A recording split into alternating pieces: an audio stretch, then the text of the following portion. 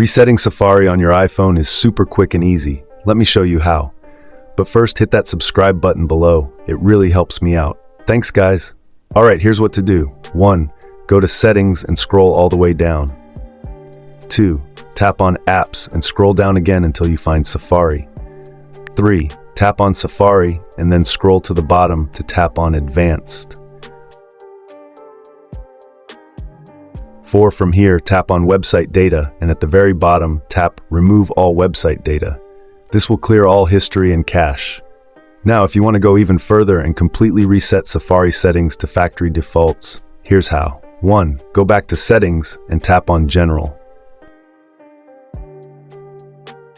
2. Scroll down to Transfer or Reset iPhone and tap on Reset.